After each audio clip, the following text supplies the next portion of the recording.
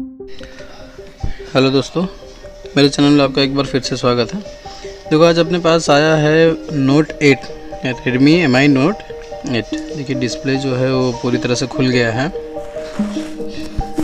एकदम ख़राब हो गया है। डिस्प्ले खुल भी गया है प्लस ख़राब भी हो गया है, तो काफ़ी ज़्यादा टूटा भी है। तो इसको हम लोग रिप्लेस करना सीखेंगे आज, ठीक है। वैसे तो डिस्प्ले ख़राब है तो इसको काट के निकाल सकते हो, कोई टेंशन नहीं है। तो ये हमने काट के निकाल दिया है, ठीक है। तो अभी इसको डिसअसेंबल करते हैं, ठीक है। तो देखिए, ये जो पीछे का जो पैनल है वो कांच का है, ठीक है। तो उसको थोड़ा सा अपने को ध्यान रखना है कि वो जो पैनल है वो डैमेज नहीं होने पाए, क्योंकि कैसा है, कभी कभी इसको निकालने के टाइम पे उसका जो ग्लू रहता है वो गम भी निकल जाता है। तो हम लोग उस चीज़ का ध्यान रखेंगे कि निकालने के टाइम पे उसका जो बैक पैनल का गम, ये पेंट होता है, जो कलर होता है वो नहीं निकले, ठीक है। तो उसके लिए देखिए, नॉर्मली जैसे आपके पास अगर कोई अच्छा क्वालिटी का ओपनर वगैरह है तो ठीक है, नहीं तो नॉर्मली जो मैं ब्लेड यूज करता हूँ, आप इस ब्लेड से और प्लास्टिक पेपर की मदद से आप निकाल सकते हैं। देखिए, जो मैंने ब्लेड से हल्का सा उठाया, उसको हल्का सा उठाने के बाद जो है, ये जो मेरा प्लास्टिक पेपर है, इस पेपर का यूज करके, IP का यूज़ करके मैं इसको निकाल लूँगा।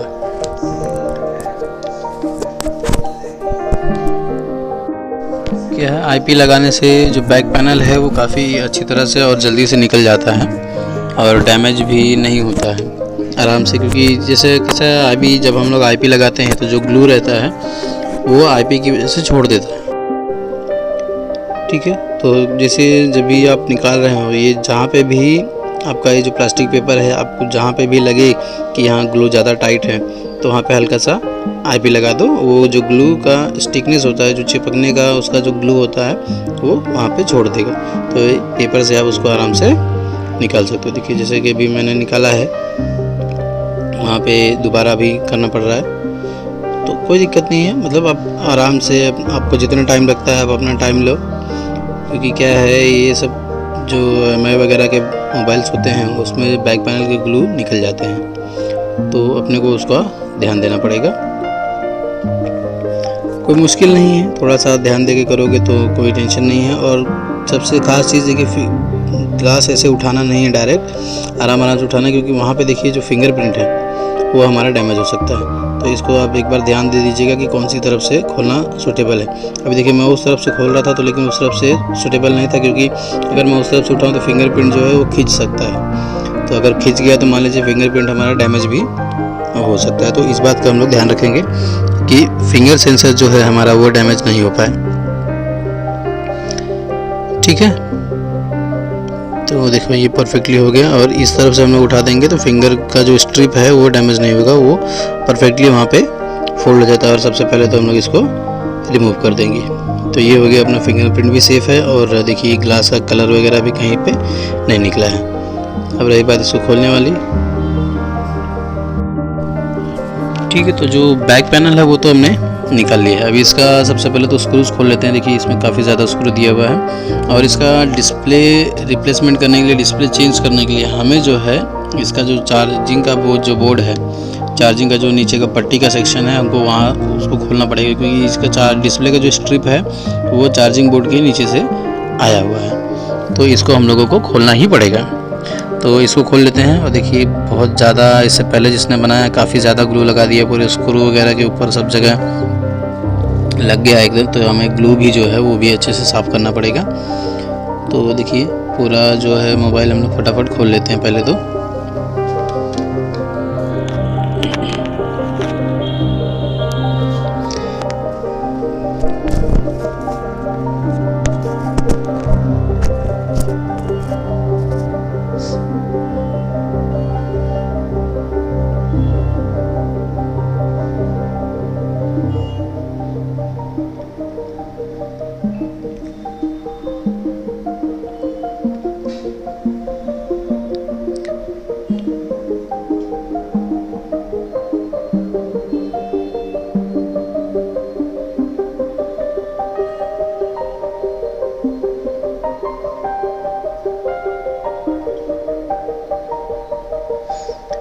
देख रहे हो किस तरह से एकदम ग्लू की वजह से पूरा जो ढक्कन है जो उसके ऊपर का पैनल है वो भी निकल गया है। तो ठीक है, डिस्प्ले को देखिए डिस्कनेक्ट करने से पहले सबसे पहले तो अपने को बैटरी का जो कनेक्शन है उसको डिस्कनेक्ट करना पड़ेगा, क्योंकि मान लीजिए कि आप बैटरी नहीं निकालते वैसे कोई दिक्कत नहीं होती है, लेकिन कभी कभी क्या होता है कि हम लोग बैटरी नहीं निकालते हैं और डिस्प्ले डायरेक्ट निकाल देते हैं। तो डिस्प्ले डायरेक्ट निकालने से क्या है कि इसका जो लाइट आईसी होता है उस पर दिक्कत दे सकता है। तो लाइट आईसी शॉर्ट भी हो सकता है, ख़राब हो जाता है, तो हमें फिर नया डिस्प्ले चाहे जितनी बार लगा लो आप, आपका डिस्प्ले का लाइट जो है वो नहीं आएगा। तो सबसे पहले जो है बैटरी का कनेक्शन निकालेंगे और डिस्प्ले लगाने के टाइम पे भी ध्यान देंगे कि पहले डिस्प्ले को कनेक्ट कर लें, उसके बाद ही हम लोग सबसे लास्ट में जो है बैटरी का कनेक्शन करना चाहिए। जितने भी है सारे कनेक्शंस हम लोगों को पहले कर देना चाहिए, उसके बाद जो बचता है हमारा बैटरी, फिर उसका हम लोग बैटरी का कनेक्शन करेंगे। देखिए इसमें थोड़ा सा मेहनत लग रहा है, क्योंकि जो इससे पहले भाई साहब ने बनाया था उसमें काफ़ी ज़्यादा उन्होंने ग्लू लगा दिया था, तो हमें सब पूरा साफ़ करना पड़ रहा है। क्या है, ग्लू अगर रह जाएगा तो फिर जो हम नया डिस्प्ले लगाने की सोच रहे हैं, नया डिस्प्ले का फिटिंग जो है वो नहीं आ पाएगा। देखिए मशीन से मैं निकाल रहा था, लेकिन मशीन से नहीं निकल पा रहा था ग्लू, क्योंकि ग्लू एकदम सूख एकदम ज़्यादा ही कुछ कड़क है, टाइट था एकदम, तो वो नहीं निकल पा रहा था। तो अभी क्या है, हम ब्लेड की मदद से उसको निकाल लेते हैं। ठीक है, तो देखिए ब्लेड से, अगर ब्लेड का पॉइंटेड वाला हिस्सा जो है उससे हल्का हल्का फ्रेम पे आप ऐसे घस के निकालोगे ना, तो आपका फ्रेम भी डैमेज नहीं होगा और प्लस जो ग्लू है वो भी फटाफट साफ हो जाएगा। आप चाहो तो चिमटी से भी कर सकते हो, मतलब आपको जिस तरीके से सूटेबल है आप उस तरह से कर लो। मैं तो अक्सर ब्लेड से ही करता हूँ ज़्यादातर, तो ब्लेड हो गया या तो फिर अपना जो मशीन था ग्लू रिमूविंग मशीन, वो मशीन का यूज करता हूँ मैं, वरना चिमटे वगैरह का तो मैं बहुत कम ही इस्तेमाल करता हूँ, क्योंकि उससे क्या है एक्चुअली प्रेशर का पता नहीं चलता है, तो फ्रेम जो है हमारा डैमेज हो सकता है। ठीक है, तो ये तो हो गया, फ्रेम भी लगभग हमारी साफ़ हो गई है। एक बार ब्रश से इसको साफ़ कर देंगे। तो पहले तो अच्छी तरह से देखिए कैमरे के पास का थोड़ा सा ध्यान रख के करना पड़ेगा, क्योंकि ब्लेड अगर स्लिप हो गया, कैमरे पे लग गया, तो फिर कैमरा डैमेज हो सकता है। ठीक है, तो ये तो हो गया है, थोड़ा सा अच्छे से इसको और साफ़ कर देंगे। देखिए कितना सारा ग्लू निकल रहा है वहाँ से, पूरा एकदम देखो, सिर्फ फ्रंट साइड से इतना ग्लू निकला। सोचिए अभी बैक पैनल पे भी ग्लू होगा, पीछे भी उन्होंने लगाया था वो भी हमने साफ़ किया। तो यही सब होता है, जितना ज़रूरत हो सिर्फ उतना ही ग्लू लगाओगे तो क्या है, दूसरा कोई काम करेगा या दोबारा भी अगर आपको ही वही काम करना पड़ा कभी 2-4 महीने 6 महीने बाद, तो आपको तकलीफ़ नहीं देगा ना, और अच्छा रहता है ग्लू एक्स्ट्रा नहीं रहे तो। ठीक है, थोड़ा सा अपना ये वर्क प्लेस जो है उसको साफ़ करेंगे पहले तो। देखिए स्क्रू थोड़ा संभालिएगा, क्योंकि बहुत ज़रूरी चीज़ है ये। स्क्रू के ऊपर भी पूरा ग्लू लग गया है। ठीक है, तो सबसे पहले तो अपनी जो प्लेस है उसको क्लीन करेंगे, थोड़ी सी सफाई रखना ही चाहिए। ठीक है, ये तो हमारा हो गया। ठीक है, तो अभी इसके देखिए सारे पार्ट्स क्लीन भी कर दिए हैं मैंने, थोड़े बहुत जो रह गए हैं उसको क्लीन कर देंगे। देखिए अभी इसके ऊपर भी जो ठाव ग्लू लगा हुआ है, तो हम तो फिलहाल मैं तो अपनी तरफ से पूरी सफाई रखता हूँ। देखिए ये हमारा हो गया, बस थोड़ा सा और डन। देखिए ज़्यादा मेहनत भी नहीं लगी, और बैक पैनल पे तो वैसे कुछ खास तो दिख नहीं रहा है, तो उतना ग्लू जो भी सारे ग्लू थे तो फ्रेम पे ही आ गए थे। तो ठीक है, ये देखिए ये जो हमने मार्केट का नया डिस्प्ले लाया है, काफ़ी अच्छी क्वालिटी का डिस्प्ले है। और ये अभी इसको हम पहले तो अटैच करके चालू करके देखेंगे। ठीक है, देखिए दोस्तों, मैं हमेशा कहता हूँ कि चाहे जैसे भी आप काम करो, जो तरीका आपके लिए पर्सनली सूटेबल हो, जिस तरीके से आपको काम करना आसान लगता हो, उस तरीके से ही आपको काम करना चाहिए। आप चाहे तो डिस्प्ले जो है वो पहले भी फिट कर सकते हैं, या जिस तरह से मैं करता हूँ सारी चीज़ें असेंबल करके लास्ट में डिस्प्ले को फिट कर सकते हो। ठीक है, तो देखिए ये रिंगर है, रिंगर का डिब्बी है, उसके ऊपर भी भाई साहब ने पूरा गम लगा दिया है। देख रहे हैं कहाँ तक एकदम से, मतलब गम ऐसा लग रहा है कि उनको फ्री में मिला था, उन्होंने बस भर दिया, जहाँ जगह दिखी वहाँ लगाते जाओ, बस वही वाला सिस्टम है। तो अच्छा नहीं लगता है दोस्तों, ऐसा थोड़ा सा साफ़ सुथरा काम करेंगे तो अच्छा है ना। ठीक है, तो ये तो हमने क्लीन कर दिया। देखिए स्पीकर का जाली भी जो है उस पर भी इन्होंने गम लगा दिया है। यार क्या काम करते हैं लोग, मानना पड़ेगा। काफ़ी इंटरेस्टिंग लोग हैं हमारे मार्केट में। ठीक है, तो हमने तो रिंगर भी साफ़ कर दिया है। अब इसके जो स्क्रूज वगैरह हैं वो फटाफट लगा देते हैं और उसके बाद हमारा काम पूरा हो जाएगा। थोड़ा सा हमारा कैमरा हिल गया है, खैर कोई दिक्कत नहीं है, वो तो हो जाएगा।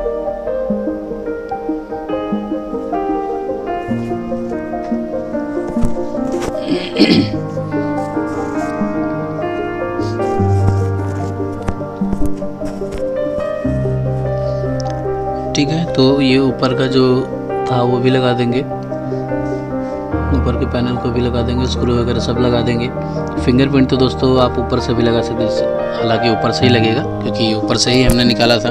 कभी कभी क्या है किसी में पहले फिंगरप्रिंट लगाना पड़ता है, फिर बाद में पैनल लगता है। तो इस मॉडल में ऐसा नहीं है, वो जो है नीचे से दिया हुआ है, सॉरी नीचे से दोस्तों नहीं दिया हुआ है, ऊपर से ही दिया हुआ है। तो सारी चीज़ें पूरी तरह से फिट करने के बाद यहाँ पे देखिए थोड़ा सा जो गम है वो रह गया है, तो हमने उसको भी साफ़ कर दिया। ठीक है, तो ये हो गया हमारा, ऑलमोस्ट डन हो गया है। हमने मोबाइल को लगभग स्क्रू लगा दिए हैं, 3-4 और बचे हैं, तो ये भी हो जाएगा फटाफट।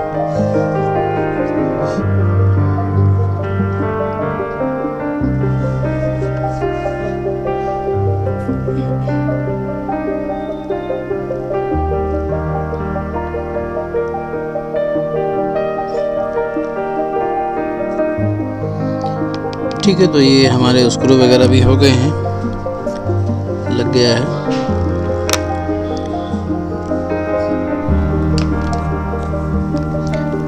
अब बारी है बैक पैनल की और जो डिस्प्ले है हमारा उसके फिटिंग की। ठीक है, तो देखो अभी डिस्प्ले जैसा आप देख रहे हो, ये देखिए एकदम काफ़ी बेहतर, काफ़ी अच्छी क्वालिटी का है और परफेक्टली चल भी रहा है, कोई चलने में भी कोई दिक्कत नहीं है।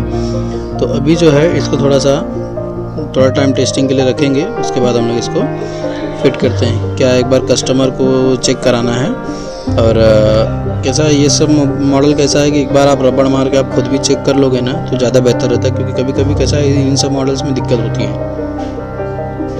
तो थोड़ा सा ध्यान रखोगे तो बेहतर है। देखिए सारे नंबर वगैरह, सारे बटन्स वगैरह सब काम कर रहे हैं, एकदम परफेक्टली चल रहे हैं। तो फ़िलहाल तो डिस्प्ले में कोई इश्यू नहीं है, लेकिन क्या है कभी कभी दिक्कत होता है, ये स्पेशली इसी मॉडल में ऐसा प्रॉब्लम आ जाता है कभी कभी। देखिए ब्राइटनेस भी हमने फुल किया और ब्राइटनेस भी जो है 1 नंबर है, काफ़ी बेहतरीन ब्राइटनेस दिख रहा है। तो अभी देखते हैं, टाइपिंग एक बार देख लेते हैं टाइपिंग करके भी, क्योंकि थोड़ा सा मुझे डाउट हो रहा है डिस्प्ले के ऊपर।